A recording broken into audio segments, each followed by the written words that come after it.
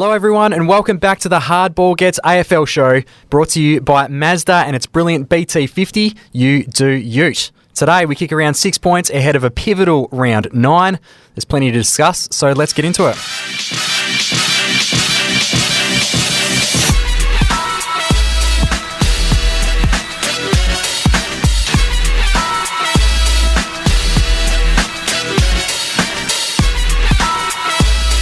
It is the Hardball Gets AFL show. My name's Chris Robinson, joined by Jackson Barrett and Xavier Ellis. Gentlemen, how are we? Good, Robbo. Thanks for having me on. Jeez, that was a flat entry. No, I'm not talking to Jacko. What? Listens to Are you off me again? Oh, mate, listen to the over 55 station. Just not a great start to our podcast. About 30 seconds before we're about to go on air, Jackson just reveals that he has no interest in listening to Xavier on Triple M and likes listening to rival stations. Yeah, it's a bit interesting, though. Like, what are you doing? To defend myself, I wouldn't listen to you because I'm always at the Perth games. That's fair. I haven't got ears on you any week. So if it was a choice between you and someone else, I'm not sure about that. Rhino and Xavier Ellis, our friends here at Hardball Gets. Yeah. But otherwise, I like to mix it up. I like some of the callers on SEN and on Triple M, but I'm a little bit of a purist, especially if I'm in the car. This is just stem from ABC. I don't get that. I actually don't get it. I think it's more like a summer. Careful, you'll fall asleep at the wheel. Hey, is it a country thing as well though? Because you've spent time in the country, obviously. 684 Southwest. Yeah, it sort of has the reach. I right? must admit, I'm traditionally an AM listener. Grow up in the country. You've just got nothing else. Sports Talk on the way to work. Yeah. On the way to footy on a Saturday morning. Is that a show? Is it Sports Talk? Yep. What about the Saturday Rub? Man. Shout out to our friends on the ABC. You don't go to the Saturday Rub? No. I don't mind crunch time, so SEN crunch time. Mate, they just monster everyone else. What are you doing? You don't do the Saturday Rub? Yeah, but you've got to share the love a little bit. Enough people listen to Triple M, they don't need me on a Saturday morning. Righto, I'll let you off the hook. Should we talk about actual footy topics for a second? Does Jacob Van Rooyen get off on appeal? We've just found out this morning, we're recording this Wednesday lunchtime, we've found out that Melbourne are going to take it all the way to an appeal. What kind of chance do you give him? I give him no chance, only because... if it was 12 months ago, I'd give him a massive chance. Well, 12 months ago, he's not in the situation he's in right now. But unfortunately, every time something like this pops up, there has to be someone to be suspended first. Yep. And then it creates obviously the precedents or whatever and the trend. So like Hawkins, for example, I use him all the time because he's a goose. He was the first person. No one should touch an umpire. I remember Hawk went up and just put his arm on him. Have a week for that, Hawk. Yeah. And he did another one. What was the other one? The jumper punch. Yep. No more jumper punch. Old dopes, jumper punches. So over 2 weeks for that, you dick. So I think there's going to be someone who goes, and I think it's this, and it's only because Charlie Ballard, significant reaction to it. Like, did you watch it live? Yep. Did you think something really bad, like broken neck sort of stuff had happened? He was down for a long time. Yeah, that's what I thought. Not moving for a long time. Not moving was it. So 12 months ago, is he suspended? No. Today, is he suspended? Yes. Yeah, interesting to see Will Powell come out this morning and sort of go against the grain and sort of definitively say, yep, he got what he deserved, basically. Yeah, I like that too. I love the honesty. Absolutely. And from a teammate point of view, I actually believe they might be quite close mates. And you're saying, like, we're looking at Charlie Ballard and going, that's not good. Imagine being one of his best mates and looking at it and going, that's really not good. Yeah. But it's the action of an arm to the head. But even was Fogarty's much different on Murphy? Remember when Murphy got his head like literally blasted off his shoulders at Adelaide Oval, then the free kick as he was stumbling off with the blood rule because his head had been caved in. That was a similar running back with the flight action. It was just he didn't hear the crack in his neck.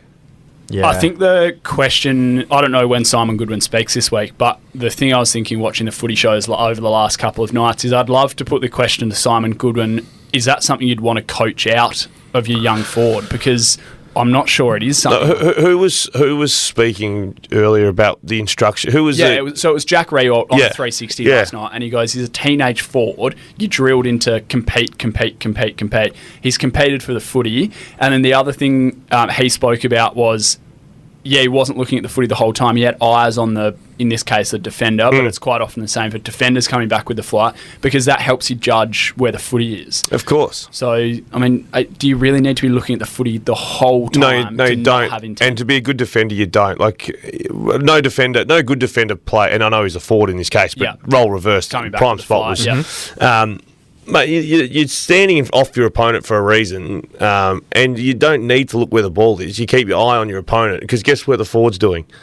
Watching where the bloody ball is. So, at a lot of the time when you're 70 metres off the play, you're standing sort of, in basketball terms, they used to say point the pistols, point the pistols, ball, defend, ball forward. It is like that. And when you've got your eyes on the forward, you rely on their eyes to be on the ball. So, I would imagine that Simon Goodwin's saying don't change. Yeah, I can't imagine there'd be a single word from Goody that'd say, we need to talk about this, Jacob. I think the only thing is, the 100%. Poor lad, Melbourne, top 2 or 3 premiership chances.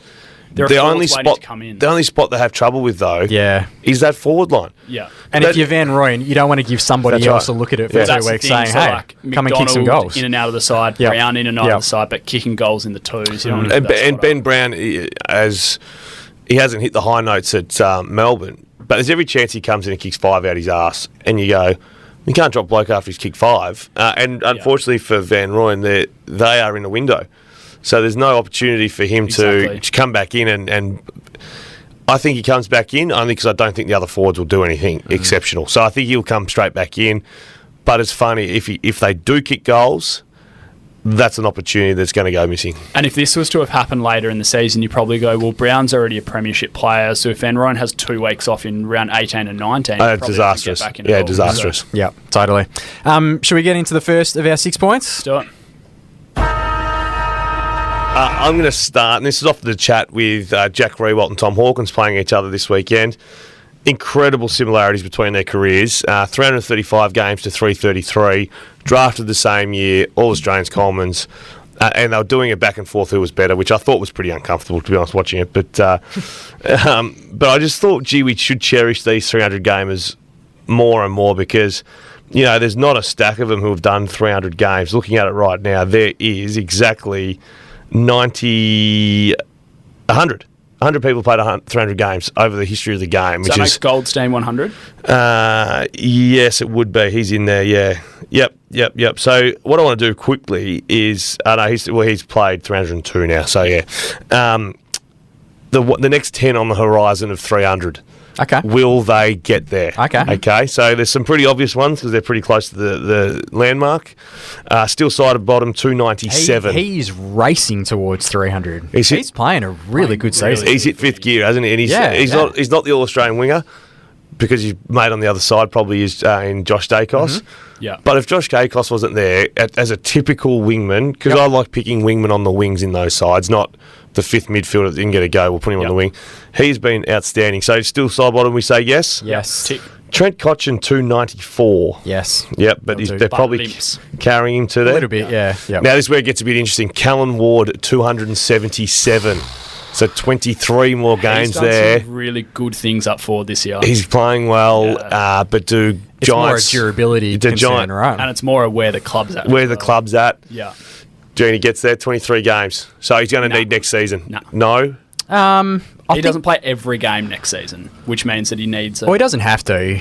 I think... So what is he short? 23. True. Yeah, I mean, if he gives another 8 or 9 this year, then he's in the ballpark. Yeah. I think he probably gets there. Okay, he gets there? Yep. That is a good recruit by the Giants, you must say, from the Doggies. 100%. Dustin Martin, 276. Yeah, he gets there. I find this one interesting.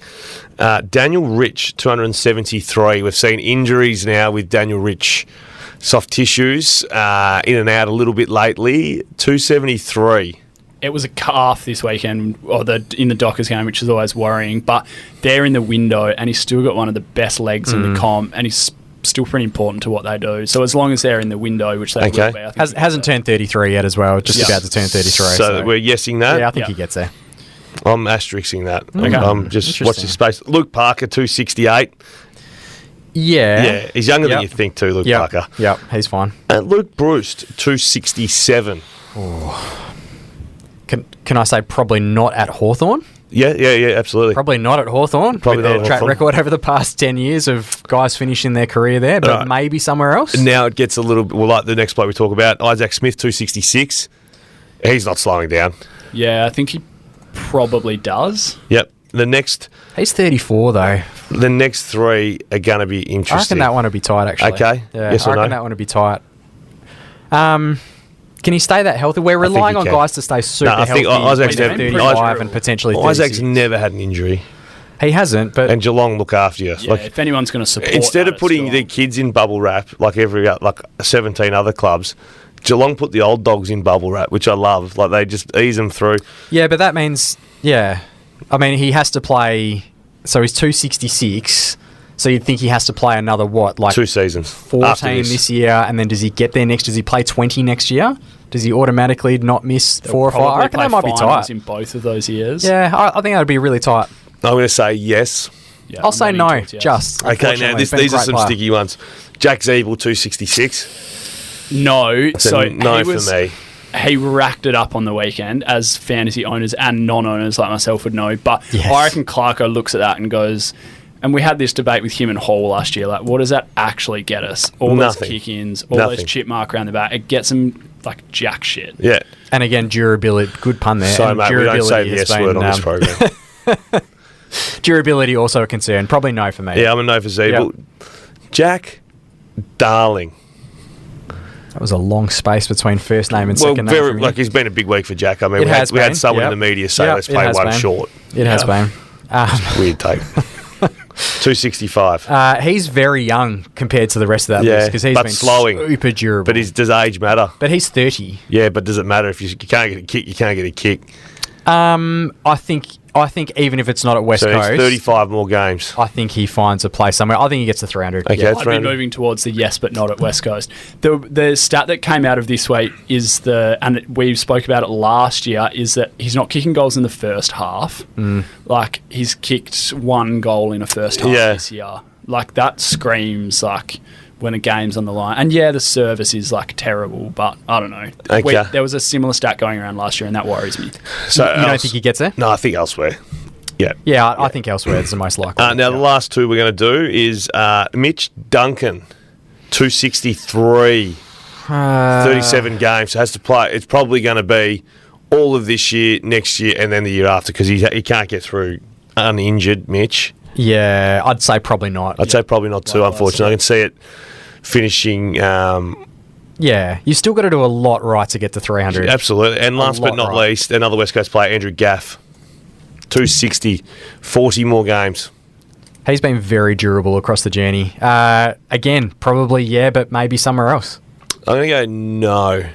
I think he ends at West Coast. Do you think so? Yeah, I think Gaffey's been an absolute megastar. Underrated, I think. Clarko tagged him from his first year, so cop that. Yeah. I just think that maybe it's this year or next year, and he says, I'm pretty old. Might leave him I mean, just short. that set shot on the weekend, you know, when you just see things like that, we're nice legs. 35 metres. Yeah. Yep. The game's changed in terms of for West Coast. There's no running around getting... Now, Gaffey probably earned 20 of his touches and got 10 where you go, here's Gaffey around the back, go do something with it. Sure. Those days are done, so now all of a sudden you really... Like Nick Dacos is having a field day at the moment because they give it to him because they've got a lot of footy to give. West Coast don't have that. I don't know. I think no, but not because he's gone anywhere else. I think it just ends. I think the next month is really important because I don't think he's got a really clear role at the moment. So if That's they it. find a That's fresh it. role Yeah. for him in the next Yep. 6 weeks, then that might revitalise him. But at the moment, Geez, he's been a good player. Great player. I wanted to take a bit of a peek at the fixture and what's coming up because we've got a pretty clear-cut worst 3 teams in the comp, right? Between Hawthorn, North Melbourne and West Coast. There's a... I mean, you can Order him. You can argue in terms of worst at the moment. Yeah. West Coast, North, Hawthorn. Yeah, I think that's Is that probably, right? That's the order I'd have it in. agree. Yeah. So the uneven nature of the fixture, obviously, thought I'd have a look at who gets to play those 3 teams from here on out. Oh, yeah. Who gets to play them and who doesn't. So at the bottom of the list is Geelong, who have 1 game against those 3 teams to come. Just once. Wow. They play North Melbourne. They've already played Hawthorn once and they've played West Coast once. That's Yeah. it. So they've only got 1. And then at the other end of the scale, there's 2 teams that have 4 games against those 3 to come this season. And they're both teams that are fighting for that spot in the finals. One of them's Essendon and one of them's St Kilda. Well, St Kilda, that ticks a lot of boxes. So St Kilda already have 6 wins. These need to be, for clubs that are pushing for finals, these need to be absolute must-win, bank the 4 points games against these guys. The stupid 8-point games, because if you get rolled in them, you're so far behind, because it's meant to be a percentage boost as well. Yeah. So if they win all these 4 games just against those bottom 3 clubs, they've got 10 wins and they've got one hand on a finals berth. And Essendon as well. So if you look at Essendon, who are kind of like in that mix, 8, 9, 10 kind of area, so they've got 4 games against these guys. Carlton only have 2 games against these guys left, and Sydney only have 2 games against them left. So there's a big swing there because there is such a gulf between... Well, there's the 8 points, isn't it? It's these bottom 3 clubs. There's no other way to look at it. You go... Well, if you get rolled by one of them, that's a big loss. Well, Collingwood last year. Yeah, to West Coast got at home. Yeah, at the Dome. Yeah. So you can't give those up. And you think as a club, having been a player in the past, you know you've got a shit team on the weekend. You're like... You don't take them lightly, but you're like, well, we'll win that. Yeah. But someone won't. Yeah, so... Someone won't. It makes you think twice about a club like an Essendon, who I just look at them now, they've just, I think they're either 8th or 9th, and they've just dropped out. They might be 9th. You kind of think, oh, yeah, they're probably falling out. But then you factor in those 4 games that they should cash, and all of a sudden you're like, well, maybe they will make it. Yeah. Essendon's the one that scares me because, so watching them pretty closely against Port on the weekend, they had the first, 8 or 9 centre clearances of the game and just looked like world beaters in midfield. And then they went down like neg 16 in contested ball in the second quarter. Yep. And it's like, you can't do that and then dump one of those. No. And they could do that against North because it was all their own doing. So they could drop one against North or Hawthorn and get done by 2 points somewhere in Launceston. I think they could against Hawthorn. Yeah. I think Hawthorn take a scalp. Essendon Hawthorn will take one of those. Yeah. But then you have to factor in as well how badly do Hawthorn, and I know it's not a player's thing, but how badly do Hawthorn need to win games vis-a-vis resting Brewston? No, I'm not copying the Bruce resting. But CJ? He's been poor. CJ need a rest? He has been poor. You don't think he's in their best 22 right now? No, but he's been trying poor, to win a game? He has been poor. Yeah. Okay. But Luke Bruce resting, that's fine. Every single club rest player's coming to Perth. Yeah, I get that. But if you're 100% all in on we need to win a game and Freo's going like a busted at the moment, going into last weekend, you go, hey, let's try and win this one and then we'll rest you the week after. So clearly, they're not trying to win too badly. But even when we were at the top, we were resting players. True, that's a bit different. Anyway, interesting watch. So the talk of the week again, Nat Fyfe. So 38 minutes time on ground coming back against Hawthorn. The Freo haven't yet confirmed whether or not that he'll be the sub, but I think the sort of general vibe is that there's a really good chance it'll be the sub again. Started by our man Michael Barlow on Mad Mondays. Has that warmed up? 7 p.m. Has that 7 grown wings? Mondays and any time on 7+. The Fyfe sub thing, absolutely it has. So I don't get what Mick offers to Fyfe. Fyfe should have cut him out of his life. He's a good bloke, though. Mick, 5 out of 10 at best. Just middle of the road. I feel like Justin Longmuir would have potentially, if he was playing a full game, by this point he probably would have said, Fyfe will be in there. Yeah. So I've got a feeling that he will be again. And also watching on Saturday, I think you guys touched on it as well, but the warm-up, he might as well have been a Tendai Mozungo out there feeding balls into the drill in the trackies. Yeah, that was so confusing. Bizarre. And then Lockie Schultz was out there being beaten up, and half dead at half forward, and Fyfe was still sat at the back of the bench. They had absolutely no intention of playing him before he came in. And I reckon if they had lost an injury, they would have played one short. Did you know? Do you reckon it had to have been? Yeah. Did you notice that this year Freo have only subbed off forwards? Yeah, Tracy's copped lots of Tabernas. Amos copped it. I'm sure Banfield probably copped it. But that's all they've subbed out. So, but also with thinking, I know I was talking about subs. Yeah. Josh Tracy, we think he should have been subbed out. Like, it wasn't an easy kill on the line and a young kid. And I think you just take your medicine and get Schultz out of there. That's what I thought. Like he's about to kill himself at some point. He's dead. Yeah.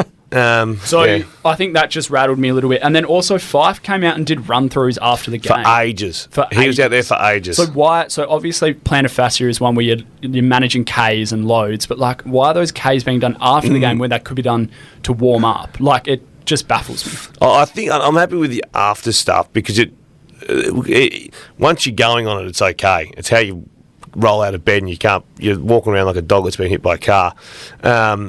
So I can see why he did those extra Ks, but also they're controlled. That's the only reason. Like, I don't know what Fyfe's like. It's hard to say. I imagine he's a beast, so it's hard to say, hey, Fyfe, we need you to stay within 10 Ks or something. He's like, nah, bugger that, or 10 contests. So at least that's controlled. So I can see why he did that. He was warmed up. He didn't hardly have a kick at the ball, so he did a fair bit of kicking with Tendai as well. Ran around. It was pretty low-level stuff, but it went for a long, long time. Given that it was so hyper-controlled, should it have happened at Peel? No. Okay.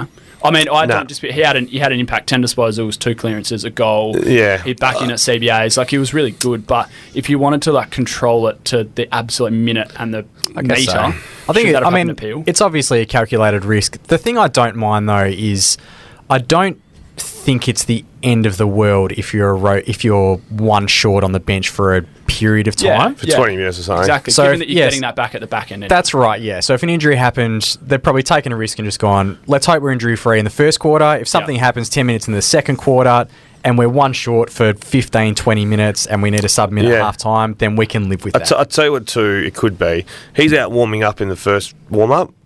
Like, they do that an hour before the game or whatever it is, they're out running around. And then back on it cold again. Then he has to sit there for half. I mean, that's going to get sore and sore and sore. Hence why when you wake up, they're torturous because you once you're up and going, it's good to go. So maybe they're just ready. Once he's ready to go a full game, he's good to go. And maybe warming him up and sitting him down might have been an issue. No, good point. I just want to have a quick chat about the Western Bulldogs. They're a team sitting at 7th position. They've got a couple of teams up there, Clacker, Essendon and Carlton.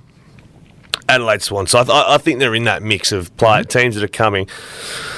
Where are the Dogs in terms of the future? So these players next year will all be over 30. Liam Jones has had a good year. Taylor Duray, Alex Keith, Libba, Bruce, Johannesson, Roy Lobb, Treloar, Crozier, Hannon, O'Brien are all going to be over 30 next year, and McRae's going to then be rolling into the 30 category as well. That is a lot of top-heavy. Big list. It's a big list like Geelong, but Geelong's Geelong. Like, they've proven that they can do it. Western Bulldogs haven't quite proven they can do it. Do they need to swallow the pill and go, right, we're invested in Darcy, who had some bad news yesterday with a hole in his lung? Yeah. But they've got Jamari Ugle-Hagan, they've got Darcy, they've got those picks there, the young kids there. The Naughty's still young. What are the Bulldogs going to do in the next 2 or 3 years? If they're not winning flags, what are they? Is it time to make a big cut to try and get the kids back in so that the next crop comes through with Darcy, Jamara, Norton and that sort of stuff? Is there value where they go, let's make a play for Reed and see if we can land Reed? Or, I don't know, I just feel like the Dogs are just becoming one of those meh sides. Treading water a little bit. Yeah, but good enough to be not bad, but bad enough to not be premiers. Yeah. In that list, so there are still guys that are sort of playing fairly important roles. No, that's why they're all there next year. They're all there next year, apart from maybe a couple of them. But maybe Josh, I don't know contract status, but like Hannon probably surplus. Those guys, I agree with that. But like Treloar, Lobb, Johannesson's back, Libba, Alex Keith and Jones, they're their key pillars. Most of them are going to be there. I don't know. I just think you've got Bont, who's 27. Who's your centrepiece? Yeah. But is Bont going to be a one-and-done premiership player, or are they going to make a move and go, we should try and go back 2 steps to then go forward 2 steps in 3 years? You need to be cashing in on prime Bont, don't you? That's right. You can't have prime Bont being wasted at, we're just sneaking into finals here. No, he won a Brownlow, but he didn't win another flag. We won one final with him. They got whopped last year after giving up away a 40-point head start to Freo in that final. Yeah. If we have another year like that, do you think they put the scissors through it? Yeah, it's always tough to know with the Dogs, We don't talk about the Dogs. We just assume they're going to be around the mark. We do, but it's also kind of like, how would you know with the Dogs sometimes? Because Bevo is going to Bevo, even just with the on-field stuff. And it's difficult to know what exactly they are, what they stand for, and where they're going. That's my point. They almost need to, like, if they put a hair... If they give Jacko's first haircut and give it the good short back and sides, you know that they're aiming for 3-4 years' time. You know that they want to be primed then. Bond will be 30, bang. Sure. But right now, if they just keep doing what they're doing, you're like, well, we're not seeing the best of number 2 draft pick Darcy. Well, Rory Lobb, case in point, recruiting Rory What's he doing? Correct. when you've got, a powerful forward presence. Well, wouldn't it work perfectly fine with just Norton and Jamara? Yeah, totally.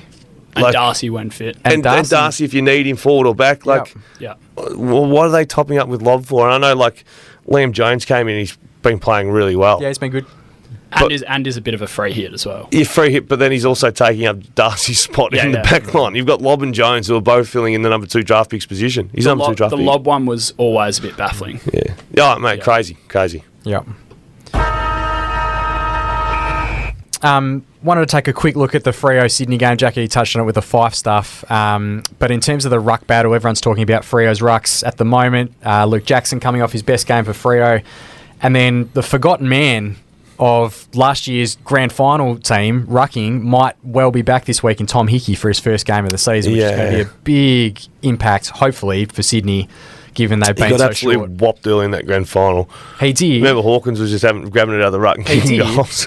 But I went back and had a look at the qualifying final. He's been good. Which was his last matchup with Luke Jackson, and obviously gone for the most part. And he was one of Sydney's best that night. No, he's been an outstanding recruit from nothing. What you ordered online and what turned up, very different things. Yeah. He's had games for where... a guy at his 4th club. Yeah, I did the team of the week. Yeah. And he would have featured 4 or 5 times last year, just in big games where he gets clearances. He's a little bit like Oscar McInerney. He can get clearances by somehow grabbing it or however he does it. And it's such a head start when rucks are trying to do their arts and crafts. And you're like, just grab it and kick it. Yeah, 100%. Just grab it and kick it. It works. We talk about sort of... I think about the notion of value above replacement player. And so what Sydney have had in the ruck with, Laddams and Hayden McLean, it's kind of like he's a big upgrade on that. Yeah. And you can potentially now throw McLean forward where you need a big body down there because... How far away is my boy Amadi? I think he is... I don't think this week. He's a small key. I think. I don't know. I'm so much more confident with Sydney when they have Amadi in that side because the focus on Bud winning games these days is done, I think.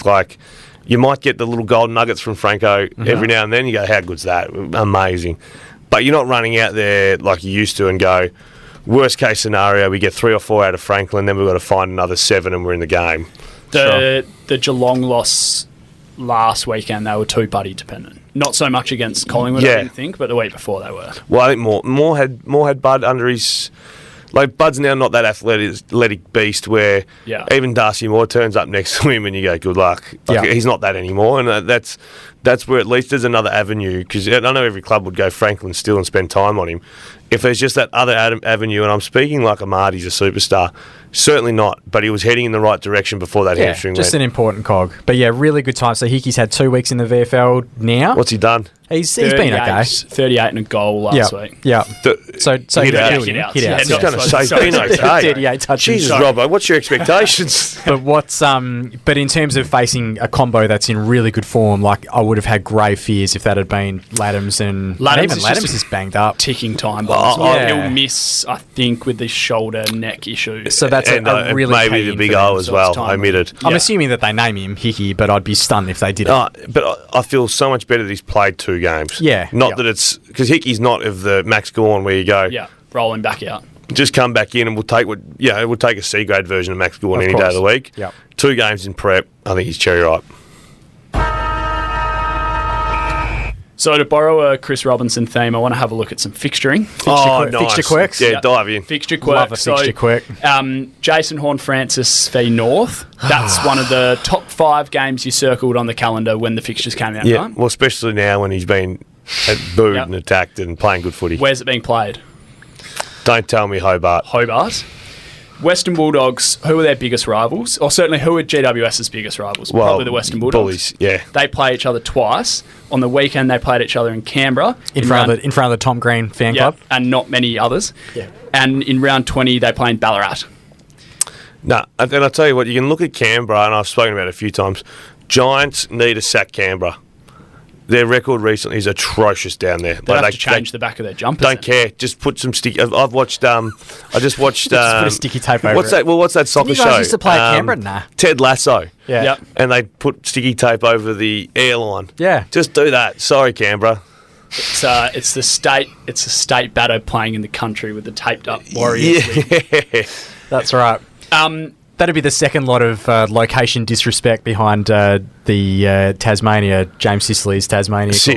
If the Giants taped up Canberra, that wouldn't be good. And then the biggest one is Ross Lyon not coming here. Absolutely. Yeah. So that's the big three. So I think to play Freo or West Coast, he doesn't come to WA this year. I cannot fathom how that doesn't happen. Had to be Freo here. Had to be. GWS Friday is night. circling the Dogs. It's in Canberra. North, you're circling Horn Francis. It's in Hobart. Freo, you're circling Ross. It's at Docklands. Yeah. So I think there's 4 examples there where they've just missed out on opportunities. They're just layups. These are fixture layups. They actually should, and I don't know how it works. The start of the year, sit in the room with 10 people and just go, righto, tell us the games you love watching or you've got interest in. Yeah. And put them on the wall and then go, right. What are the non-negotiables? Let's slap those 20 games up. For 1 or 2. Ross has to go and play Freo in Perth. We need to make that happen. And if it means that they miss out on a couple of other things, that's fine. Unfortunately, like Collingwood, though, every club goes, we've got a big rivalry with Collingwood. Can we have them at the MCG, our home game? But, sorry, like country footy leagues, this is how country footy leagues do their fixtures. You want 5 Sundays, you want more Saturdays because it's better for your canteen, you want night games because your council's just bought new lights. Like, that's how you figure out fixtures. Why can't we do it here? Yeah, right. So they obviously put in submissions, CEOs and stuff about what they want. But I don't know whether they go that deep in terms of like, hey, we want to... So it needs to be people who have got... It needs to be Channel 7 and Fox go, we want these to be games. It's also hard to watch those shitty games where the camera is sitting so low. And once it started raining in Canberra on Saturday night, so I watched the replay after the Dockers. Yeah, once it started raining, I was like, so I sat through it, but it's also just hard when it's at level 1 line, like it's so tight and you can't really work out what's going on. Nothing to do with the camera work, it's just the grounds they're at. Just give us a good grounds for those big rival games. Do we see much spice from, I don't care about the crowd, do we see much spice from North Melbourne Zerha players? will go, so the Zer will go after him. Zerha from the get-go, you reckon? Yeah. I'm not sure how much he's done it this season, but he played pre-season where he like played as a midfielder. He did it against Fremantle when he was over here. And was brilliant. He was probably the best on ground that night. So Clarko starts him in the guts? I'd love him to start next to him at the first thing. Cunnington, if you subbed out, he gets more than 3 touches. Zer, and put in LDU or something and just crack the big boys. All right. Hardball bets. Thanks to the Tab Touch app. Gee, you blokes are going broke.